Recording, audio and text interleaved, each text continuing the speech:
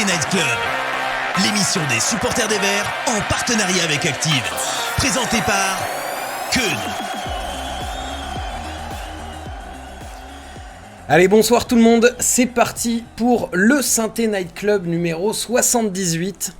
Si vous entendez ma voix actuellement à travers du matériel, c'est que, félicitations, vous faites partie des survivants. Alors bienvenue dans le cercle privé du déni. C'est sûr qu'avec les humiliations répétées chaque semaine, c'est logique d'en perdre en route. Mais si vous êtes là, c'est que vous êtes sacrément robuste. Ou complètement taré, à vous de voir.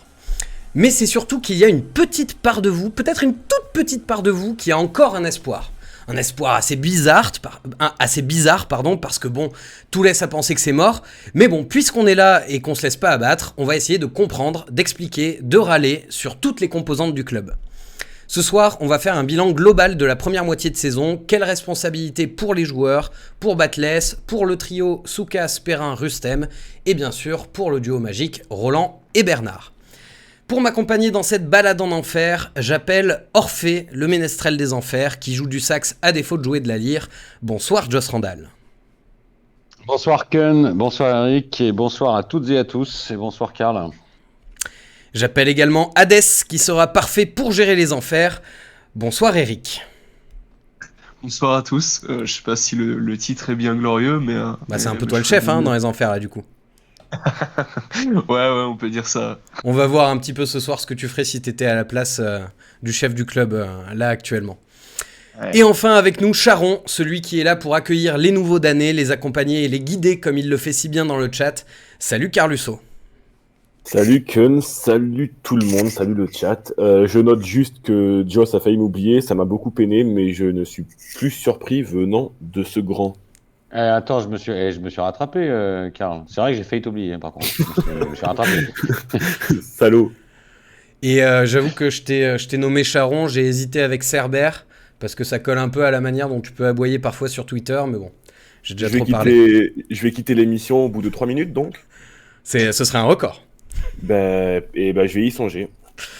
Et bonsoir bien sûr à vous tous dans le chat, merci d'être là en direct et bonjour à vous aussi qui nous écoutez en rediffusion, n'hésitez pas à laisser des commentaires ou à parler dans le chat, voilà, discutons tous ensemble, cercle des supporters pas très anonymes, c'est parti pour ce bilan demi-saison.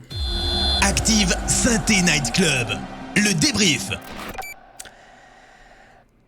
Alors, émission un petit peu particulière puisqu'on va pas faire comme d'habitude à simplement débriefer le match qui vient de se passer, cette magnifique défaite 2-0 contre Rodez avec l'expulsion de Giraudon. On va pas faire que débriefer, on va surtout débriefer la première partie de saison en 4 blocs distincts. On va parler donc des joueurs, on va parler du coach, on va parler de la direction et on va parler aussi des actionnaires et de la potentielle vente. Et puis Joss aura sa petite chronique à la fin où il va essayer de nous tirer un petit peu d'optimisme en nous disant qu'on n'est pas encore mort. Mais on va commencer donc avec les joueurs. Messieurs, je vais commencer avec la première question. Quelle est leur part de responsabilité dans cet échec ? Est-ce qu'on a vraiment des joueurs qui ne sont pas au niveau ou est-ce que c'est tout le reste, tout l'environnement qui est responsable de nos débâcles actuels ? Qui veut commencer ? Moi, je veux bien commencer.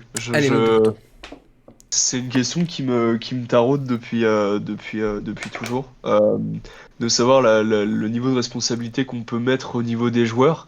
Et en fait, je pense qu'il faut bien discerner le niveau des joueurs, enfin le niveau de certains, le niveau des autres, et le cercle vicieux qui s'est installé depuis le début de saison. Parce que ce qu'on peut mettre sur la part de la responsabilité des joueurs, et c'est ce que dit Batles depuis le début de saison, hein, c'est qu'il y a un manque d'intensité, il y a un manque de... Les joueurs jouent bien, mais les joueurs ne jouent pas vite et ne jouent pas intelligemment. Et en fait, je pense que le football, c'est un mélange de technique, d'intensité et d'intelligence. Ouais. Si t'as qu'un des trois ou si t'as que deux des trois, tu vas en chier quoi.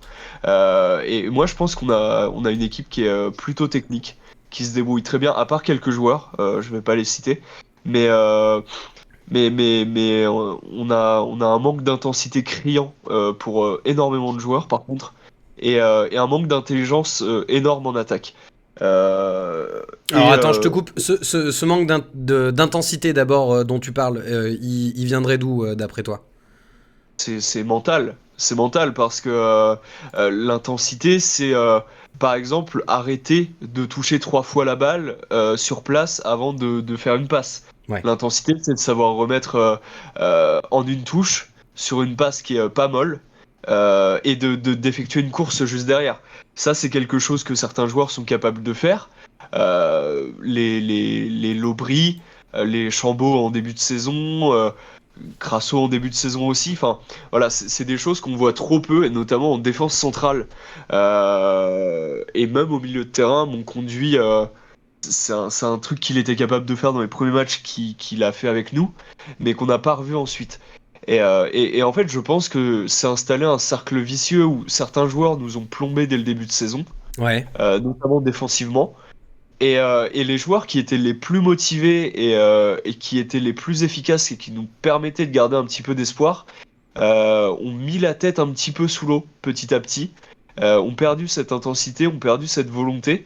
Et ce qui fait que maintenant, il n'y a plus vraiment qui que ce soit qui sort un peu la tête de l'eau. Si ce n'est peut-être au milieu de terrain encore Lobry, peut-être un peu Bouchoirie. Mais en défense, il n'y en a pas un pour rattraper l'autre. En attaque, c'est pareil. Euh, Là, la responsabilité des joueurs, elle se situe là-dessus. Après, on peut pas tout leur mettre sur le dos en sachant que c'est aussi le coach qui choisit les joueurs. C'est aussi le coach qui doit apprendre à motiver les joueurs. Euh, ils ont une part de responsabilité, mais qui est pas non plus majoritaire, j'ai envie de dire. Ok. Joss, t'es d'accord? Est-ce que moi, ce que je retiens un petit peu de ce que dit Eric, c'est la grosse part mentale de non, c'est pas forcément un problème de qualité pure, c'est un problème d'état d'esprit et surtout de tête au fond du puits, quoi. Oui, alors, je suis d'accord avec ce qu'a dit Eric. Après, la question que tu as posée initialement, on peut pas y répondre de façon binaire. Leur niveau de responsabilité, pour moi, il est grand. Il est grand parce que c'est quand même eux qui sont sur le terrain. Mais là où je rejoins complètement Eric, c'est que la plus grande responsabilité que je leur trouve, ou en tout cas la plus grande responsabilité qu'ils ont et qu'ils n'assument pas, à mon avis, c'est de faire tous les efforts nécessaires.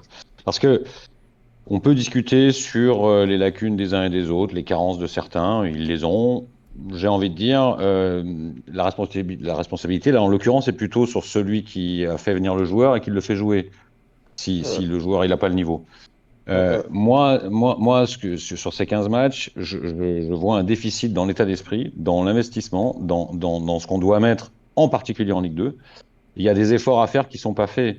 Il y a une acceptation de la défaite qui est terrible. Il y a des langages corporels qui moi, me font froid dans le dos quand on prend un but, l'absence de réaction. Ça, c'est de l'ordre pour moi du psychomental. Et j'ai presque envie de dire que c'est à la portée de n'importe qui, même un Petro qui a deux boîtes à chaussures à la place des pieds. Et ça, je le vois pas. Et ça, pour moi, leur responsabilité, elle est forte. Après, évidemment qu'ils ne sont pas les seuls responsables. On parlera après de la composition de l'effectif, c'est-à-dire ceux qui ont choisi d'associer tous ces joueurs-là, avec tous les déséquilibres qu'on peut voir, avec tous les manques. Ceux qui choisissent de jouer dans ce système-là tout en acceptant ces manques-là. Voilà, des responsabilités en amont, il y en a plein d'autres. Mais je ne fais pas partie de ceux qui disent que les joueurs n'y sont pour rien, loin de là. Qu'est-ce qui ressort un petit peu dans le chat sur cette question justement du niveau intrinsèque des joueurs, hein, au final? Bah écoute, les suiveurs de l'émission essayent de donner une part de responsabilité, un pourcentage. Il y a par exemple Albert qui nous dit les joueurs sont responsables à 70%, ce sont eux qui sont sur le terrain.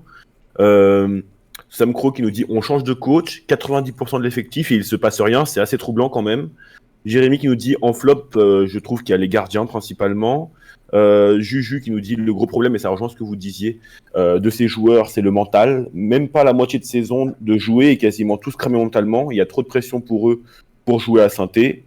Nos joueurs manquent de spontanéité, sauf Crasso en début de saison. Il faut surprendre ou se reprendre, je sais pas. Nap Saint-Étienne qui nous dit les joueurs, on va faire simple. Il y a 4 joueurs qui doivent former la colonne vertébrale de 2023 pour lui. Briançon, Bouchot, Harim, Moefek et Crasso, tous les autres qu'ils partent. Les joueurs sur le terrain sont le reflet de la non-vente tout simplement. Si la vente avait été actée, ce ne serait pas ce 11-là sur le terrain aujourd'hui. Voilà. Ok, et Juste, Kun, moi je veux juste rajouter un truc. vas-y. Moi je suis plutôt d'accord avec Eric. Je pense que bon, je suis déçu de certains recrutements. Je suis déçu surtout de l'équilibre de l'effectif qui à mon avis, est pas bon. Mais globalement, on a quand même des bons joueurs. Hein. On a quand même des bons joueurs de foot. Et c'est pour ça que la frustration est d'autant plus grande. Devrait faire beaucoup mieux en fait. Devrait faire beaucoup mieux, même avec les carences qu'on a. Voilà. Donc il y a quelque chose à trouver sur la préparation mentale des joueurs, sur la reconnexion des joueurs avec ce sport-là. Et si l'encadrement sportif y arrive, je ne doute pas que ça va aller mieux. Voilà. Alors, juste avant qu'on parle de Batles et justement de cette responsabilité des joueurs qui auraient potentiellement aussi, potentiellement, hein, on met des gros guillemets parce que ça on peut pas vraiment le savoir de l'extérieur, lâcher leur coach. Si on devait améliorer cet effectif qualitativement et quantitativement au mercato d'hiver, ce qui semble être ce qui se prépare d'après le communiqué du club, même si bon ils disent ça à chaque mercato et c'est bien logique. Quels sont les postes à renforcer en priorité? Et je vous pose la question aussi dans le chat et je la pose à toi Eric. Là si tu devais me faire une liste de 3 joueurs, allez disons 3 joueurs, 3 postes, surtout 3 postes à pourvoir, ce seraient lesquels les priorités ultimes? Défenseur central, ailier et attaquant. Ok. Parce que on a un énorme manque dans les deux surfaces, et moi ce que je vois c'est que dans la grande majorité de nos matchs, malgré tout on a dominé ou on a été loin d'être ridicule dans le jeu. Et à chaque fois on se fait plomber parce que il y a une erreur de placement en défense, il y a un oubli, il y a une errance, il y a une faute de main du gardien, et en attaque parce que il y a personne dans la surface, parce que Wadji fait pas forcément les bons appels, Crasso est nonchalant, les ailiers ne savent pas percuter. Donc ouais, ce seraient les 3 postes en priorité absolue. T'es d'accord avec ça, Joss? Parce que moi j'ai l'impression quand même qu'il y a pas mal de monde Ah, en défense centrale. Je dis pas des bons joueurs, mais il y a quand même pas mal de monde. Si on doit faire des choix, moi je trouve qu'on est trop faible sur les côtés. Alors après, c'est toujours pareil, ça dépend de ce que va faire Batles en termes de projet. S'il veut continuer avec une défense à 3+2, pour moi, il faut impérativement au moins 2 mecs, un de chaque côté. Des vrais joueurs pistons, enfin des mecs qui sont formés à ce poste-là, qui ont le coffre, parce qu'on les a pas. Après, s'il décide de rester sur son idée qu'on a vue samedi, c'est avec une défense à 4, ça sera peut-être un tout petit Qui a peu pas moins. vraiment porté ses fruits samedi d'ailleurs. Non, mais enfin bon, après, faut peut-être laisser un peu de temps au truc. Je suis assez d'accord. Enfin, moi, je trouve que c'est un peu faible devant. Voilà. Et après, alors ça va peut-être surprendre, mais on a plein de joueurs au milieu. On a plein de bons joueurs au milieu, mais on n'a pas de leader. Et pour la Ligue 2... Ils sont très polis en fait, nos joueurs. Les Monconduit, les Bouchoiries, c'est très poli. Exactement. Il nous manque un Fabien Lemoine. Enfin, Ouais. on peut le dire comme on veut. Enfin, c'est ce profil-là. C'est le mec qui va être dans le cœur du jeu et qui va être capable de bouger les mecs. Le terme que tu emploies est très bon, qu'ils sont polis, ces gens-là. Ils sont trop polis, ils sont trop propres. Et moi, j'ai envie j'imaginerais qu'il nous faut quelqu'un pour secouer la machine au cœur de la salle des machines, quoi. Et pour moi, c'est au milieu. Voilà. Eric, tu voulais rajouter quelque chose? Ouais, je suis assez d'accord avec ce que vous dites, parce que mon conduit était un peu comme ça à son arrivée. Il criait énormément sur le terrain, mais j'ai l'impression que il s'est Éteint. endormi. Ouais, il s'est éteint en fait au fur et à mesure des matchs. Et c'est un peu dommage parce que je voyais ce rôle justement et j'étais content qu'on aille le chercher parce qu'on avait que des mecs qui avaient 20 ans, 22 ans, 24 ans au milieu de terrain et que voilà, il fallait un aboyeur. Après, je suis d'accord avec ça, mais pas forcément au milieu de terrain. Je pense il nous faut un gars en plus comment dire, qui aboie, mais pas forcément au milieu de terrain. Il nous en faut un. Tu le verrais où, Eric, alors? Parce que moi, si je parle de milieu de terrain, c'est parce que c'est stratégiquement un poste où où on trouve ce genre de profil-là, justement parce qu'il est au cœur entre les deux lignes.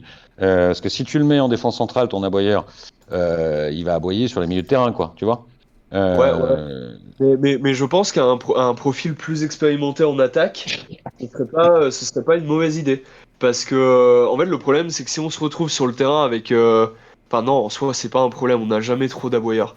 Mais si on se retrouve sur le terrain avec mon conduit, un autre mec et Briançon, qui sont des mecs quand même qui en veulent de base, même si Briançon, je le trouve très discret aussi depuis le début de saison. Mais Euh, mon conduit, Eric, ouais, il a footballistiquement, il a le niveau, etc. Mais est-ce que tu le vois en fait avoir ce rôle, Ce rôle de grand frère.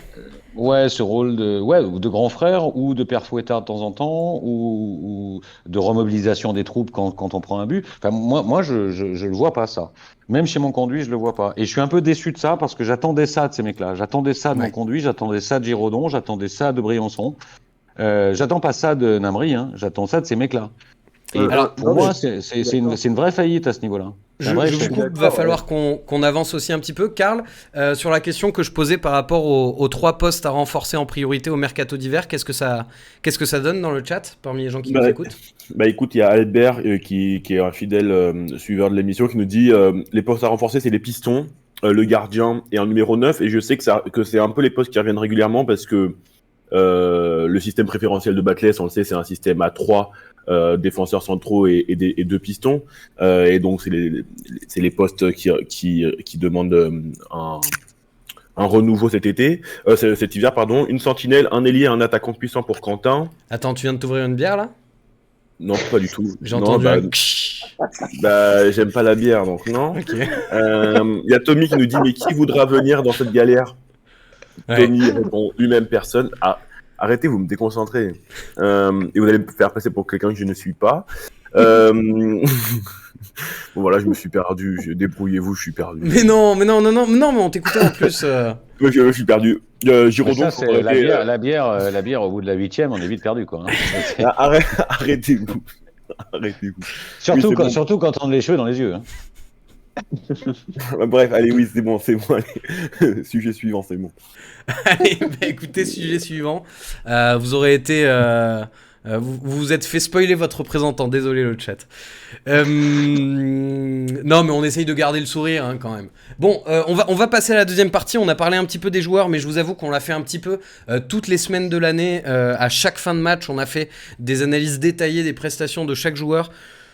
On va passer un petit peu aux autres éléments du club qui sont aussi à remettre en question. On va parler de la direction, on va parler des actionnaires, on va parler de beaucoup de choses, mais on va parler aussi du coach, parce que c'est un sujet qui est un peu chaud ces derniers jours. Ce matin, il y a eu une réunion entre Batles, Rustem, Romeyer, Perrin, enfin bref, la direction pour essayer de voir si on continuait dans cette direction. Donc pour ceux qui auraient pas vu l'information, il y a eu un communiqué qui est sorti du club où ils ont dit qu'ils faisaient encore confiance dans le projet et qu'ils allaient continuer.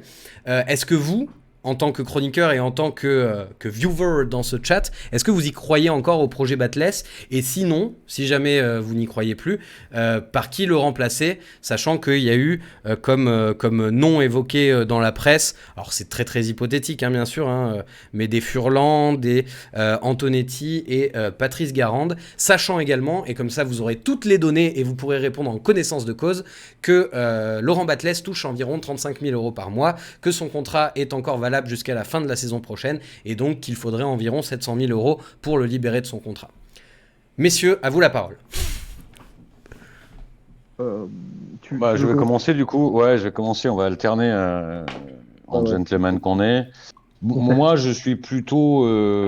Alors, j'ai encore envie d'y croire parce que j'y croyais au début. Que j'étais un peu refroidi par le côté choc psychologique du changement de coach. On a vu ce que ça a donné Avec Pascal. voilà, chez nous, avec Pascal notamment. Je suis pas sûr que ça marche si souvent que ça. Après, j'y crois sous condition d'ajustement en fait. Il faut absolument mettre à profit cette période qui est finalement inespérée. Hein, ça fait partie de mes axes d'enthousiasme. Enfin, pas d'enthousiasme, mais en tout cas d'optimisme pour y croire pour la suite. C'est vrai qu'enthousiasme, le mot est peut-être un peu un peu Ouais, fort. ouais, là, j'y suis allé un petit peu fort. Euh, on a la chance d'avoir cette période-là où tout va s'arrêter, la pression va retomber et on va pouvoir analyser et essayer de trouver des solutions. Donc, mathématiquement, il y a rien de perdu. Aujourd'hui, se séparer de Batles, ça veut dire recommencer. Ça veut dire recommencer. Alors, c'est misé sur une espèce de d'un coup de taser euh, qui peut fonctionner, mais enfin, c'est quand même pas garanti. Et moi, j'aime plutôt ce qu'il a, enfin, j'aime plutôt ce qu'il a essayé de faire, même si je le trouve un tout petit peu dogmatique. C'est-à-dire que je trouve qu'il s'est entêté avec certains types de jeux et avec certains types de joueurs. Il aurait pu, je pense, faire preuve de plus de faculté d'adaptation. Mais je crois vraiment que c'est un mec impliqué, que c'est un mec qui a des idées. Il lui faudra un peu de temps. Alors, on sait que dans le foot aujourd'hui, on n'en a plus parce que ça ne C'est vrai que ça résiste fait à peine pas 6 mois qu'il est là. ça ne résiste pas, ça passe pas sur les fourches codines des résultats. J'aimerais que ça se redresse assez vite pour qu'il puisse travailler correctement. Voilà. Après, en tout cas, si on change, il faut le faire avec une vraie idée et non pas juste parce que c'est le dernier levier et qu'on n'a pas d'idée, qu'on ne sait pas quoi faire autrement et aller piocher le premier mec libre Ouais. qui passe, quoi. Je vois beaucoup c'est ça qui me fait ressortir ça peur, en fait. aussi dans le Moi, chat c'est des ça gens qui- qui disent que on a eu 3 entraîneurs en un an et que ça n'a rien changé, donc le problème c'est pas l'entraîneur. Ouais, et puis si c'est juste pour faire un coup de com, faire nom de Dieu, vous allez voir ce que vous allez voir, Garande, ça va pas déconner, machin, etc. Ça va marcher 1 ou 2 matchs ou 3 matchs. Euh, je suis pas convaincu du résultat et je pense qu'on peut perdre un mec qui, sur un projet moyen terme, est un mec vraiment bien. Voilà. Ok, donc plutôt pour le conserver, je te Ouais. rejoins un petit peu. Le conserver, alors attention, conserver, Pas dans les mais mêmes conditions, bien sûr. ouais, il faut aussi qu'il soit peut-être plus encadré et plus soutenu. Hmm. Parce que moi, l'image que j'en ai, c'est que c'est un mec qui se bat tout seul au milieu du panier de crabe, quoi. Qu'il ait le soutien de sa direction sportive, y compris dans la relation avec certains joueurs, qu'il ait l'appui au-dessus. Voilà. Et pour moi, une conférence de presse où on dit on a confiance dans le mec, ça suffit pas. Surtout que généralement, c'est plutôt des signes avant-coureurs de pas de bonnes nouvelles, ça. Chez nos voisins Mais, lyonnais, on se mais souvient de la conférence juste avant de limoger Genesio où il dit qu'il a confiance en lui, le père exactement. Non, Aulas. mais ça, Et c'est. pareil Ouais, ouais. avec Peter Boss cette année. Euh, Eric, je suis assez d'accord avec tout ce qu'a dit Joss, notamment sur l'encadrement autour de Batless. Et par rapport à ça, moi j'aimerais bien le voir encore, mais j'aimerais bien qu'il arrête d'être aussi gentil. Et ça vaut aussi pour Perrin, je pense.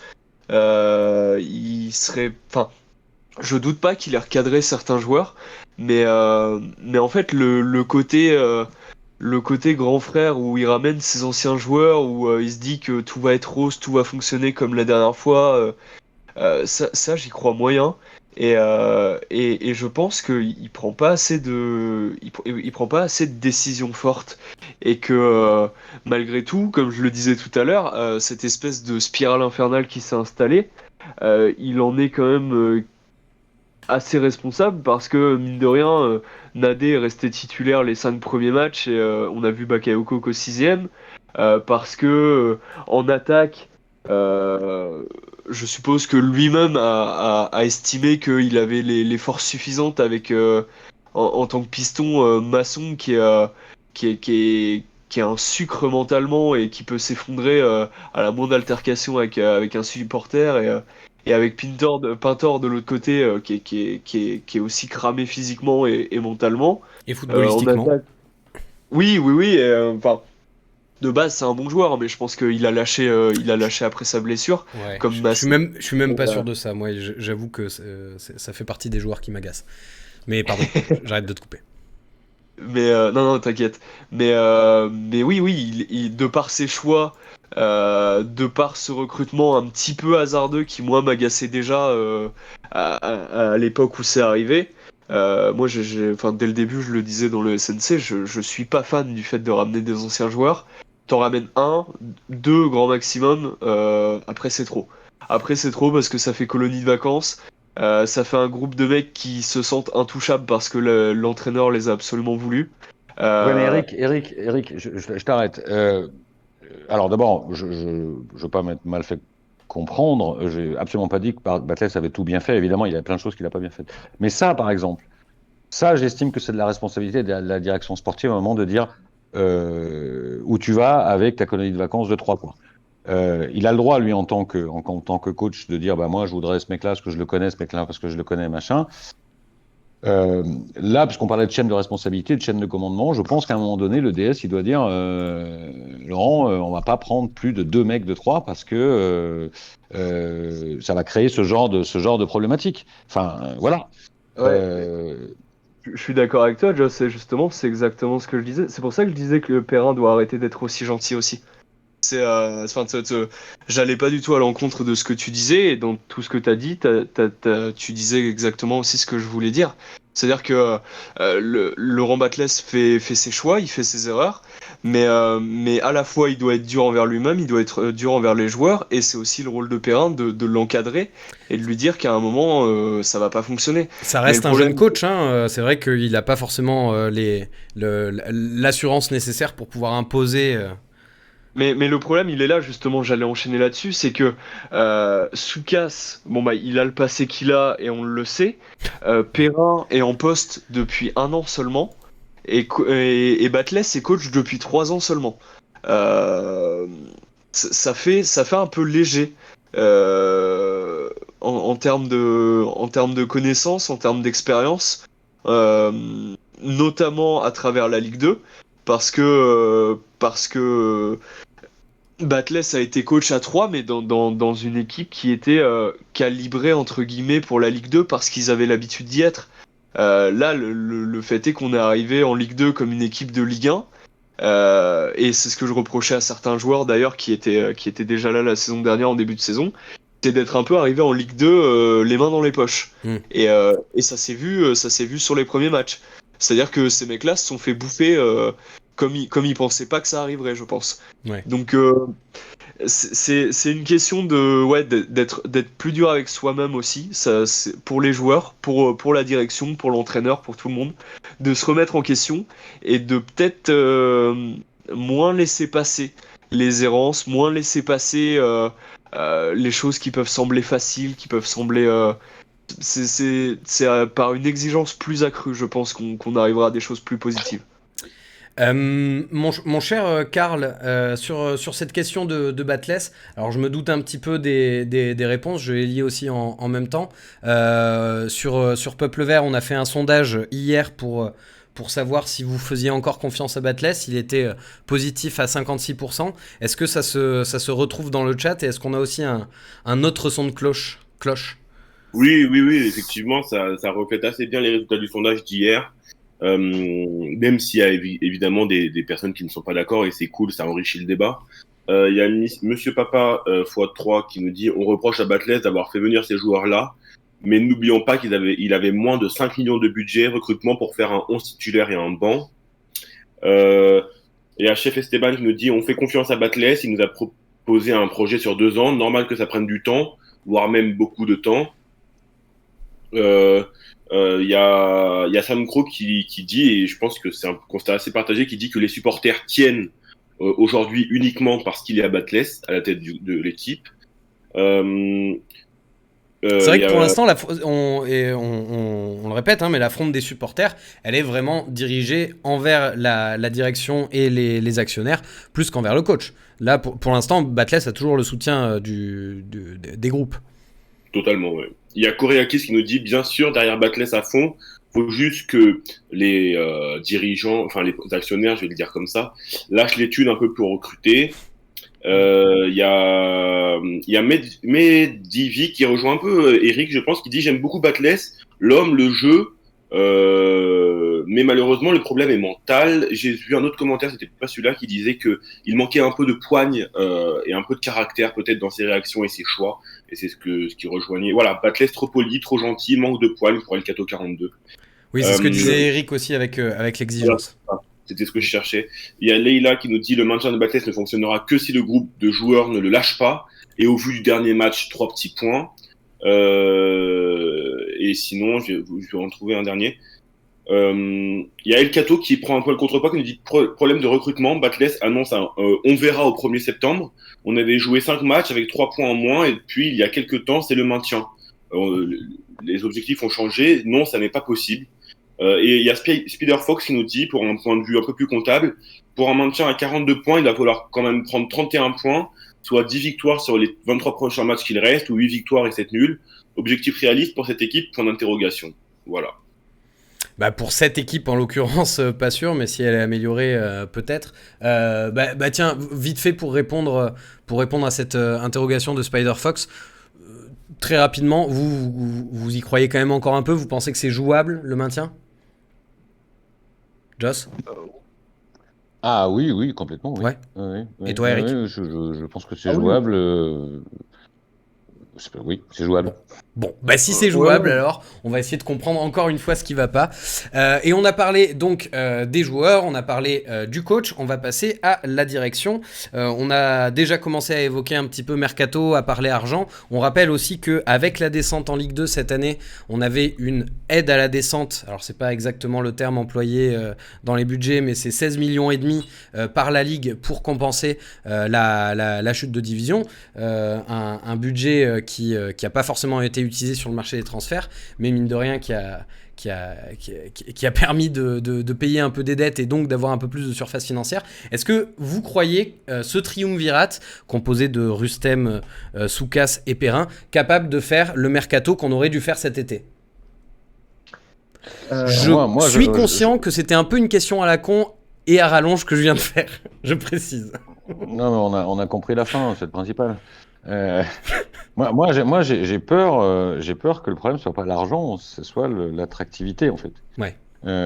Oui, qui parce que voudrait venir? C'était déjà un des problèmes l'année dernière, parce qu'il y a eu beaucoup de refus. Aujourd'hui, un mercato d'hiver, faut pas oublier que on a tous ce mauvais exemple en tête de 2007-2018, mais il était vraiment très particulier. Mais en général, c'est un mercato d'ajustement. Les mecs qui bougent en janvier, c'est généralement plutôt des joueurs qui jouent pas dans leur club. C'est plutôt des joueurs à la relance. Et il faudrait qu'on arrive à attirer les meilleurs de cette partie-là. Et je sais pas si ces mecs-là vont prendre le risque de se dire je vais aller dans le Bourbier stéphanois, ils sont 20e. Moi, je crois pas que ce soit un problème d'argent. Ça sera moins un problème d'argent que d'attractivité en fait. C'est vrai que pour l'attractivité, on en parle pour les joueurs, mais on pourrait en parler aussi pour les coachs. C'est vrai que même s'il fallait changer Batles qui voudrait venir? On parle d'Antonetti. Est-ce que Antonetti a vraiment envie de venir? Est-ce que Furlan aurait vraiment envie de venir? On sait même pas ça.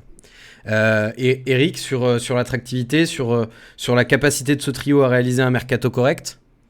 Non, moi je pense que le problème se situe encore ailleurs, c'est que si cet été on n'a pas été capable de faire un bon mercato, c'est parce que on n'a pas la cellule de recrutement qui va avec. C'est-à-dire que ont été recrutés uniquement des joueurs qui étaient connus du coach ou de la France d'une manière générale, parce que même Bouchoirie était suivi par Batles, donc il le connaissait. Mais il n'y a personne justement tout à l'heure on parlait d'accompagnement et du fait de mieux. Oula, attends. Eric, on t'a perdu un petit peu. Ton son est super loin. Est-ce que tu peux te rapprocher de ton micro? C'est mieux? Non, c'est comme si tu parlais à travers un oreiller. Ah, c'est mieux. Dommage. C'est mieux. Ok. Vas-y, je te laisse reprendre. Je pense que le problème, c'est le fait que le coach est mal épaulé, pas épaulé par une cellule de recrutement, et que pour dire le plus gros recrutement qu'on a fait cet été, c'était Ibrahim Ouadji pour 1 million. Est-ce qu'il les vaut? Je ne pense pas. Et est-ce qu'il ajoute une plus-value? Je suis pas sûr. Le problème, c'est que Joss a raison quand il dit que pour le mercato d'hiver, si on va piocher en France, c'est que des mecs à la relance ou à la limite des bons coups de national, mais il faudra quand même compter un petit temps d'adaptation, je pense. Si on veut faire des vrais coups, des joueurs qui vont progresser et tout, il faudrait aller dans des championnats un peu exotiques où il y a moyen de faire des bons coups parce qu'il y a vraiment des très bons joueurs un peu partout. Mais le problème, c'est qu'on n'a personne pour aller regarder, pour aller scruter ces championnats-là, et que on n'a pas l'occasion d'aller faire ces bons coups. Et je pense qu'on va encore se retrouver avec des joueurs qui n'ont pas spécialement envie de venir, des joueurs qui sont en méforme complète. Euh, et en plus de ça, à moindre coût, parce qu'encore une fois, je pense que la sonnette d'alarme ne suffira pas et qu'il n'y aura pas vraiment de budget qui sera investi. Donc on va se retrouver avec un mercato qui sera similaire à celui de l'été, voire moindre.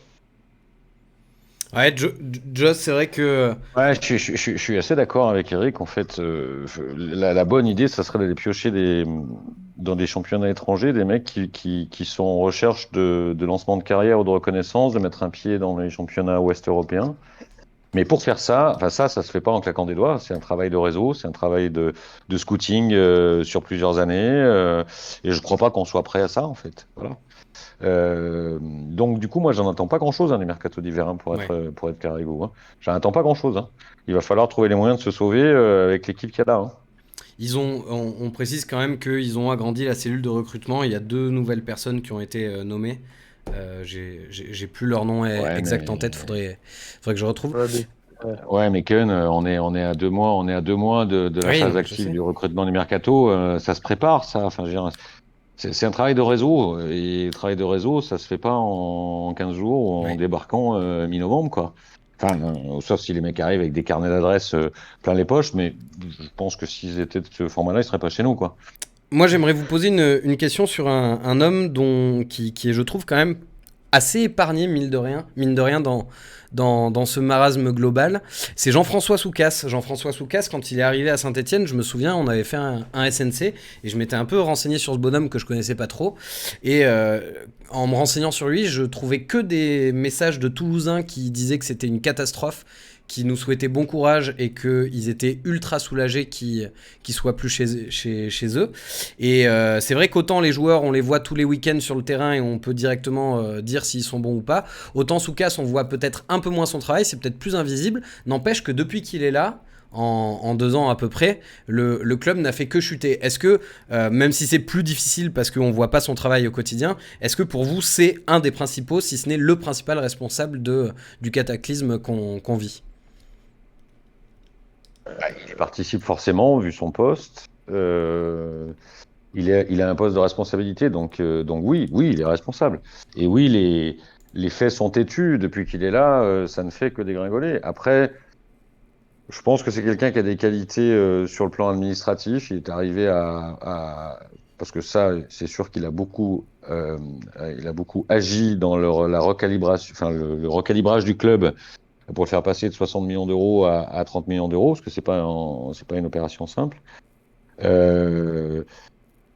Après, pour le reste, moi je sens pas son action managériale. Quand ça commence à cogner, il dit moi je suis pas un fan des communications de crise.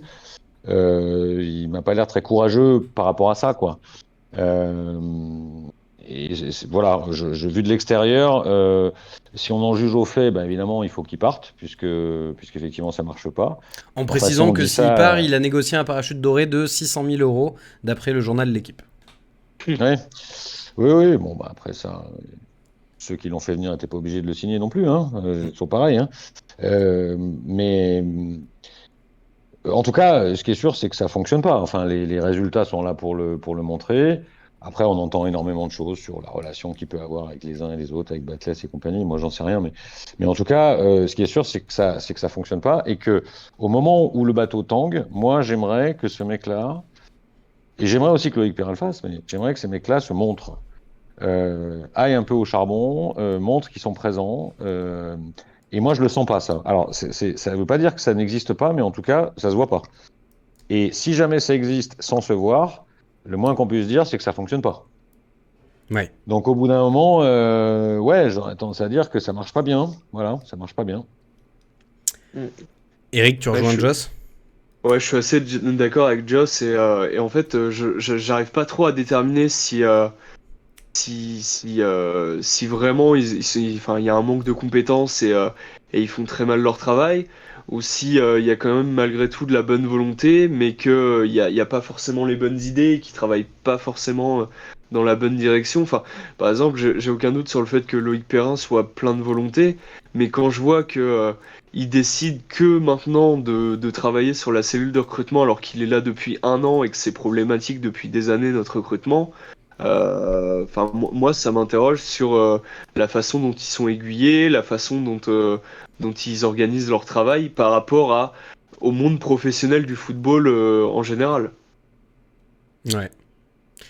Karl, Oui, puis même la construction même de ce trio là qui est venu, qui est tombé un peu du ciel. D'abord, ils sont trop nombreux. Enfin, j'ai un Rustem, moi je vois vraiment pas à quoi il sert. Ouais. Enfin, à un moment donné, quand tu veux faire du commando, il faut resserrer les lignes et il faut resserrer la chaîne de commandement aussi, hein. Là, il y a beaucoup de monde. J'ai l'impression qu'on a remplacé l'absence de compétences par différentes strates en se disant bah, le nombre compensera la qualité. Et en général, les organisations, ça marche pas très bien, ça. Ouais, et en plus, ça coûte plus cher. J'ai l'impression dans le chat, Karl, que c'est assez unanime sur l'incompétence de ce trio-là. J'ai pas vu beaucoup de Oui. nuances. Et ben, j'ai vu un commentaire qui rejoint parfaitement ce que disait Joss, qui disait à Saint-Étienne, on préfère la quantité à la qualité.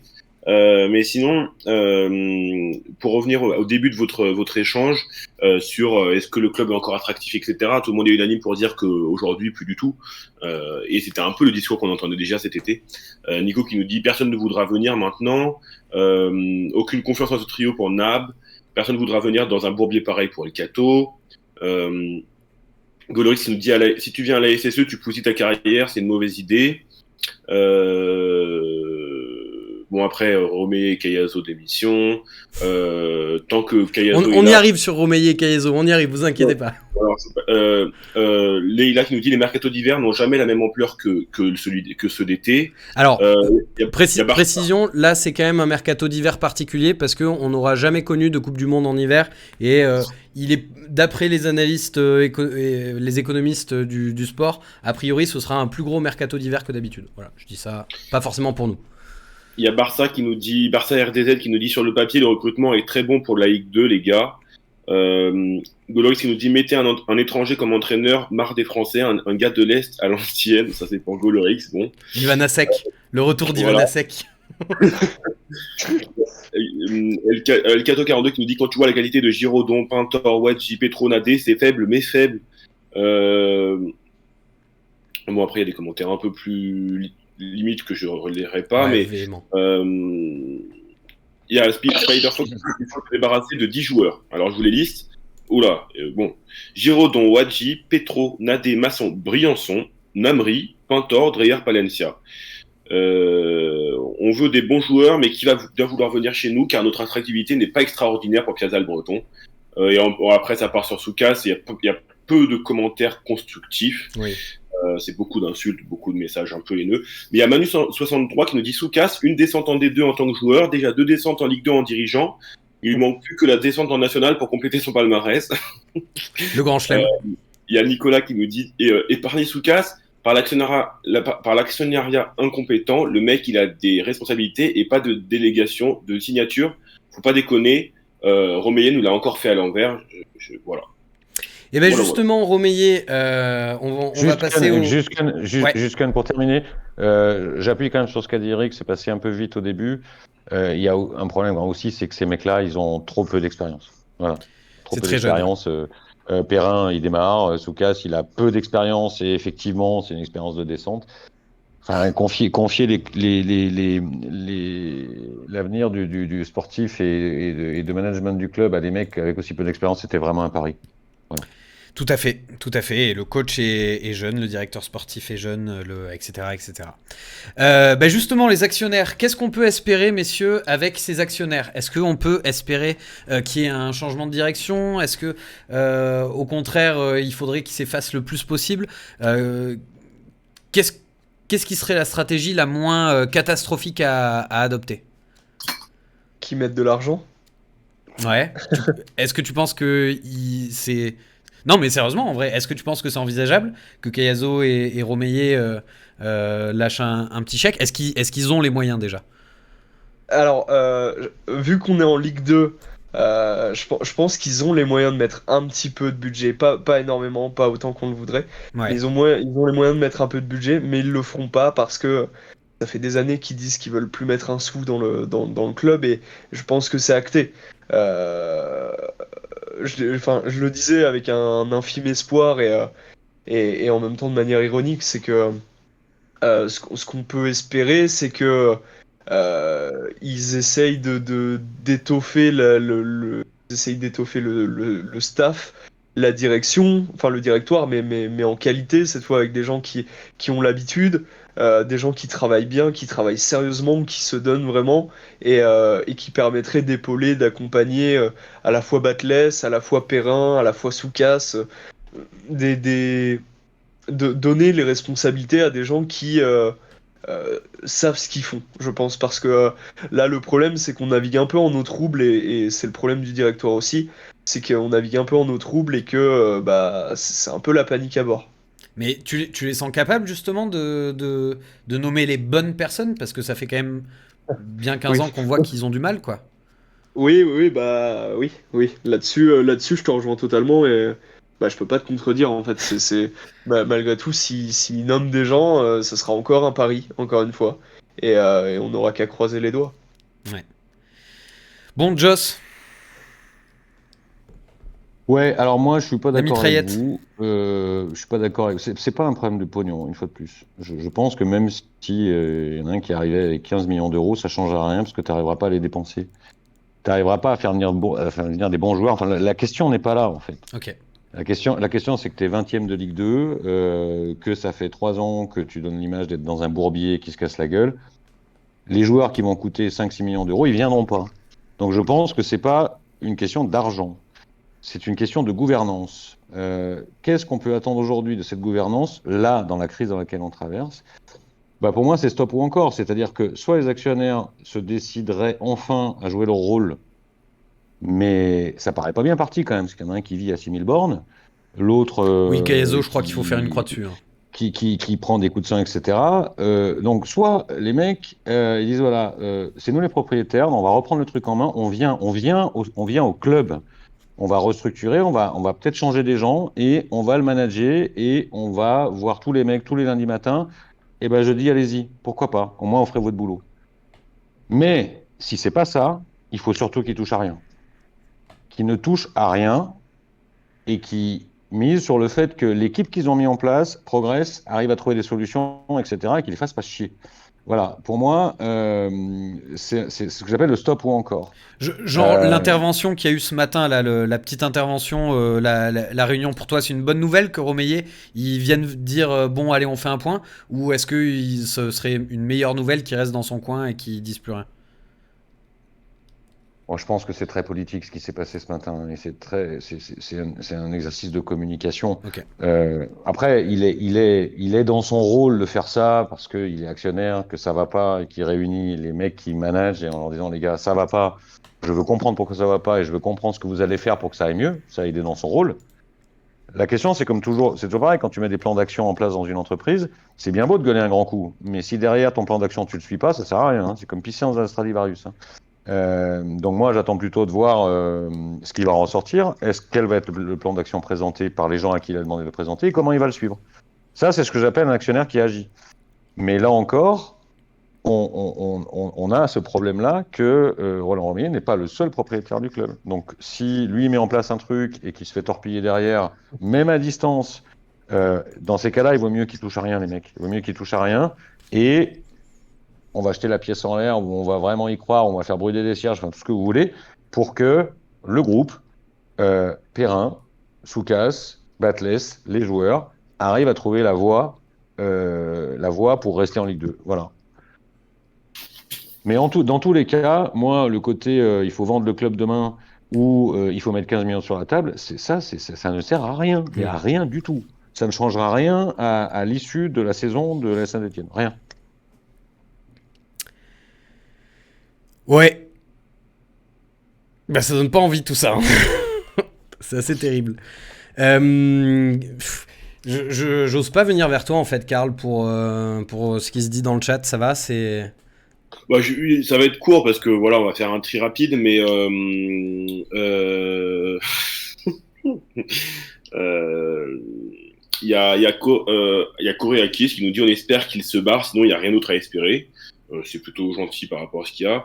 Il y a Nico qui nous dit les mecs voulaient gagner du pognon sur une vente et vous pensez vraiment qu'ils vont réinvestir. Leïla qui nous dit ils vont faire un prêt pour le mercato, je pense, ils n'ont pas le choix pour éviter la relégation nationale. Bon, toutes les El Cato qui nous dit qu'il ne voudrait pas être à la place de Romeyer. Qu'est-ce qu'il se prend dans la tête? Il faut être solide. Oui, ça c'est sûr. Dans tous les cas, tout ce qui est attaque à la personne, S'ils ne veulent plus rien faire, qu'ils partent et laissent la place à des gens plus compétents pour Piazza le Breton. Ils nomment les copains histoire de bien finir le club en beauté. Il y a véritablement Vert qui nous dit qu'ils sont hors sol, ils peuvent tenir 2 ans financièrement, ils sont persuadés de la montée dans 2 ans, ils ne feront rien. Par contre, ils vont devoir rendre des comptes lors de la relégation. Très optimiste. Monsieur Papa qui nous dit ça fait quand même 4 ans qu'on croise les doigts et qu'on serre les fesses, ça commence à faire beaucoup. Voilà. Un peu de lassitude dans le chat. Ok. Bon. Après, je rebondis rapidement sur ce que disait Joss et le chat. Quand je parlais d'argent, j'étais ironique, hein. L'argent, s'il fallait l'investir dans la structure, dans les joueurs et tout, c'était l'été dernier. Là, c'est vrai qu'en cours de saison, ça sert à rien, mais j'en ai bien conscience de ça. Oui, ce que disait Leïla Reb aussi, le fait de faire un prêt, c'est vrai que ce serait quelque chose d'envisageable. Ils l'ont déjà fait par le passé. On se souvient avec le mercato de Jean-Louis Gasset. Mais c'est vrai que, comme le disait Joss, qui viendrait en fait, même payé quoi. L'argent, il faut bien l'investir, quoi. Ça sert à rien de le claquer n'importe comment, il faut l'investir intelligemment. Bon, on a dit beaucoup de choses qui allaient pas. Beaucoup de choses qui allaient pas. Ça allait pas avant l'émission, ça va toujours pas mieux à cet instant de l'émission. Mais, Joss a quand même envie de nous dire qu'on n'est pas mort. On n'est pas encore complètement mort. Il le disait déjà un petit peu dans sa chronique du jour que vous pouvez retrouver sur peuplevert.fr. Et il va nous en faire une autre démonstration ce soir. On t'écoute. Ah, attends, pardon. Non, pardon, on t'écoute pas encore. J'ai un jingle. Joss tire un coup. J'ai un jingle. Voilà, c'est à toi. Oui, alors après, l'ambiance de l'émission, effectivement, il va falloir que je sorte un peu les rames pour expliquer pourquoi on n'est pas mort. Non, en fait, j'ai lu beaucoup depuis samedi, le club est mort. Et alors, évidemment, moi, comme tout un chacun, je peux être parfois sujet à la culture de l'instant. En sortant du stade, j'étais triste. J'avais le sentiment aussi que c'était très, très mal barré. Ma chronique était d'ailleurs un tout petit peu aussi écrite dans cet esprit-là. Et puis voilà, le temps a passé et je voudrais revenir sur cette idée que le club est mort. Parce que moi, je ne crois pas qu'il soit mort et je ne crois pas qu'il le sera. Alors déjà, sur cette année, sportivement et factuellement, il y a encore du temps, il reste 23 matchs. Alors oui, vous allez me dire, bah oui, mais si c'est pour faire ce qu'on a fait jusqu'à maintenant, etc. Évidemment que si on applique les mêmes recettes, on aura les mêmes résultats. Mais je veux croire aussi à une deuxième chose, c'est que c'est la première fois, en tout cas de mémoire de supporters, qu'on a une pause d'1 mois et demi en plein milieu de l'année. Et alors ça, pour le coup, autant en général, les équipes qui sont dans une dynamique hyper positive n'aiment pas les coupures, les pauses internationales, les machins, parce que généralement, ça peut casser la dynamique. Autant celles qui sont complètement à la ramasse comme nous, ça ne peut être que l'occasion de se refaire. On va voir ce qui sera décidé en termes de Batless, pas Batless, etc. Mais en tout cas, il y a 1 mois pour se remettre les têtes à l'endroit. Et moi, je continue de croire, je suis désolé, que malgré les lacunes de cet effectif, il y a quand même suffisamment de qualité et de quoi faire pour des joueurs qui auraient le bon état d'esprit. Pas pour remonter à la 5e place, hein, certainement pas, hein, mais pour être au-dessus de la 16e, parce que c'est ça qu'on vise. Alors, c'est sûr que ça fait un peu mal au derche de se dire, putain, nos ambitions, c'est de finir 16e de Ligue 2. Ouais, ben, c'est comme ça pour l'instant, step by step. Rester en vie, c'est d'abord rester en Ligue 2. Donc, non, on n'est pas mort. Deuxièmement, j'ai quand même envie de rappeler qu'on est quand même tous là. On est plus de 110 ce soir. C'est vrai que vous êtes nombreux, merci à tous. On était 17 000 au stade. Et pourtant, le problème, il n'est pas nouveau. Et pourtant, on était là. Et moi, je pense que je continuerai à y aller. Et je pense qu'on est nombreux dans ce cas-là. Alors oui, on peut tous être pris à un moment donné par le côté plein le cul, j'en ai marre, ils nous méritent pas, etc. Et c'est vrai que je pense que très largement, ils nous méritent pas. Mais c'est l'avantage d'être dans notre position, c'est que nous, on suit l'histoire et on n'est pas de passage comme beaucoup d'entre eux. Et le dernier élément, allez, je vais aller au pire, au scénario du pire. Euh, Même si on descendait en national, le club ne serait pas mort. Il y a des exemples récents de plein de clubs qui sont descendus plus bas que le national pour des raisons administratives et qui sont remontés. Strasbourg, par exemple. Bastia. Bastia. Donc, il faut que simplement qu'on arrive tous à digérer le fait que on n'est plus un grand club de Ligue 1 comme le club a pu l'être. Il faut écrire une autre histoire. Et cette histoire, elle peut recommencer par un développement à partir de la Ligue 2 si on arrive à s'y maintenir. Elle peut aussi être par un développement à partir de la nationale. Et c'est pas pour ça qu'on sera mort, parce qu'on sera toujours là. Donc, il faut à un moment donné sortir de la culture de l'instant parce que elle est toxique, elle est anxiogène. Là, on a un mois justement pour se laver les têtes et surtout, j'espère que les joueurs se la laveront et prendront conscience hein, qu'ils ont une responsabilité. Staff technique aussi, encadrement aussi. Et moi, je crois que on a encore toutes nos chances de rester en Ligue 2. Et puis après, on verra. C'est-à-dire que le développement, c'est aussi un peu step by step euh, qu'on le fera. Donc, non, le club n'est pas mort. Il va pas bien. On est tous tristes. OK. Moi, je vous donne rendez-vous en décembre pour voir comment ça redémarre. Et si ça redémarre positivement, je pense qu'on en reparlera à ce moment-là tous ensemble. Et vous verrez que j'avais raison. Eh ben on l'espère complètement. Est-ce que ça a de l'écho un petit peu la chronique de Joss dans le chat? Est-ce qu'il y a de l'espoir qui renaît un petit peu et je parle pas de l'ancien mari de Céline Dion? Attends, parce que je vais aller voir ça, j'étais en train de faire autre chose. En train d'ouvrir une 9e bière. Non, en train de tirer la diffusion de l'émission après sur Active et sur YouTube, monsieur. Pour ma part, amoureux de l'histoire de la SSE, je suis conscient que le club n'est pas mort pour Albert. J'ai envie de pleurer. Merci Joss pour ta chronique. Ça fait chaud au cœur. Je suis requinqué pour El Cato.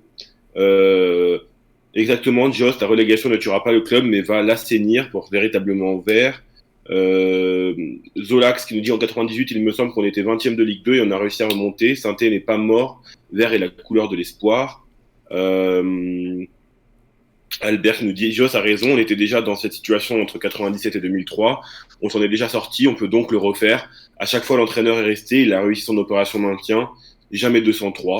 Donc ta chronique redonne de l'espoir et plaît beaucoup au chat, Joss. Est-ce que Eric, toi aussi, ça te donne de l'espoir? Alors de l'espoir, oui, mais enfin, si on prend les choses dans son ensemble, c'est juste de continuer à aimer ce club, quoi, finalement. C'est un peu le message passé par Joss et je suis totalement d'accord. Et dans tous les cas, c'est vrai, mais ça nous promet des prochains mois, soit infernal, soit un peu mieux. Mais dans tous les cas, oui, l'histoire de la SSE continuera. Enfin, pas de la manière dont c'est le cas actuellement, quoi. À un moment, je pense que cette saison est la continuité des précédentes et que il va falloir un changement drastique pour justement, comme le disait très bien Joss, réécrire une nouvelle page de notre histoire. Et comme le dit Faxio, dans tous les cas, on va pas s'ennuyer. C'est clair qu'il va y avoir des choses à dire dans les prochains mois. Si, non, là où moi je te rejoins aussi, Joss, c'est vrai que, comme tu dis, l'objectif actuellement, c'est pas de remonter, ça l'a finalement jamais été cette saison, c'est de terminer 16ème de Ligue 2, et c'est vrai que le formaliser comme ça le rend effectivement plus accessible. Oui, c'est 4 points. C'est 4 points. Eh bien écoutez, sur ces points, il va être temps pour nous de vous souhaiter une bonne trêve, une bonne Coupe du Monde pour ceux qui vont la regarder. Je juge pas. Chacun fait ce qu'il veut à ce niveau-là. Bonne Coupe du Monde à tout le monde. On se retrouve, nous, à la reprise. On va se prendre, nous aussi, une pause bien méritée. On aurait pu peut-être faire une émission ou deux pendant la Coupe du Monde, mais on reviendra avec la reprise du championnat. Bonne soirée. Merci Joss, merci Karl et merci Eric de m'avoir accompagné ce soir. Et puis on se dit à bientôt. Et bien sûr, allez les Verts! À bientôt les gars, les Verts, salut. Salut tout le monde.